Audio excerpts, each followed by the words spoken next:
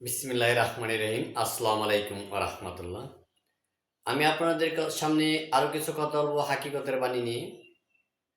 যে যেখান থেকে আছেন দূর দূরান্ত থেকে আমার ভাই ও বাবাজিরা, সকলে ভালো থাকবেন, সুস্থ থাকবেন, সকলের জন্য দোয়া করি।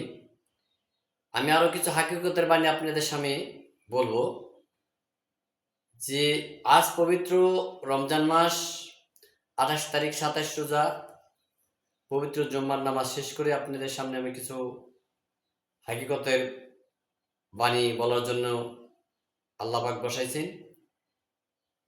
বাজান আমার ভাইয়েরা, আপনারা সকলে খেয়াল রাখবেন যে আমরা এই যে মানুষ, আমরা কোথায় গেলে, কোন জায়গায় গেলে একজন সঠিক মানুষ পাবো, ভালো মানুষ পাবো। বাজান আমার ভাইয়েরা, আপনারা সকলেই সঠিক মানুষ, সত্য একজন মানুষ, তাকে খোঁজার চেষ্টা করেন, তাকে খুঁজেন। ওই মানুষটা আপনি কোথায় গেলে পাবেন, আগে খুঁজেন। প্রথমে বলা হয়েছে পাহাড় পর্বত জঙ্গলে খুঁজলে পাবি না মানুষ, আগে নিজে মানুষ না হলে। আগে প্রথমে নিজের মানুষ হতে হবে, তারপর আপনি মানুষ খুঁজেন। মানুষ বুঝলে শোনার মানুষ হবি। এখানে কত হলে মানুষ বুঝলি সে শোনার মানুষ হবি। এই যে আমরা যে হাত পা কান নাক আছে বলে আমরা কি মানুষ? বাজান আমার, কখনো না।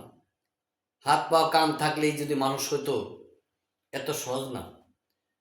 মানুষ হতে তার মনুষ্যত্বা বোধ থাকতে হবে, মানুষ হতে তার জ্ঞান থাকতে হবে, মানুষ হতে তার একজন ইমানদার ব্যক্তি হতে হবে।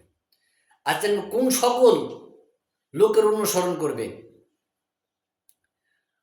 মসজিদ মাদ্রাসার মুন্সি মাওলানা বলবে যাসো নামাজ পড়ো, আমাদের কথা শুনো, আমরা যেভাবে চলি এভাবে চলতে বলো।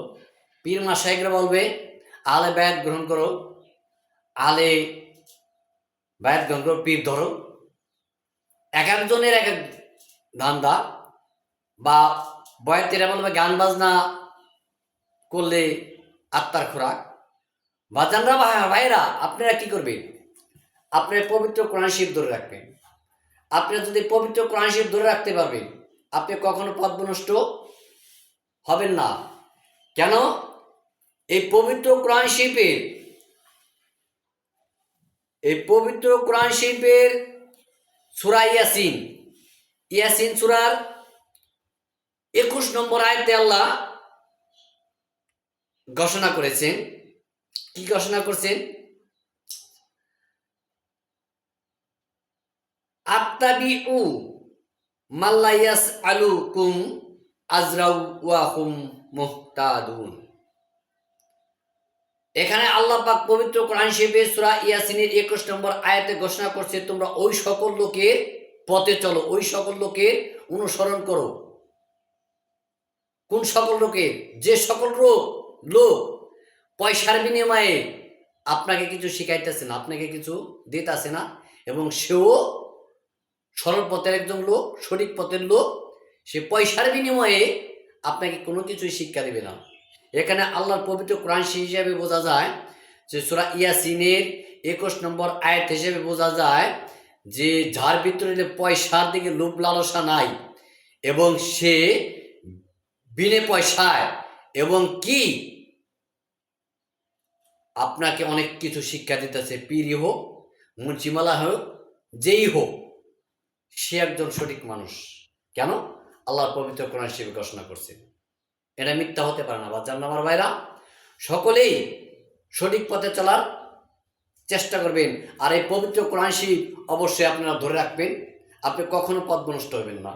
একজন পীরের ফেসালাতে পড়বেন না, মুন্সির ফেসালাতে পড়বেন না, কারো ধোকায় পড়বেন না। কেন? এই পবিত্র কোরআন শরীফে যা আছে আপনি এটা ভালো করে দেখেন, বুঝেন।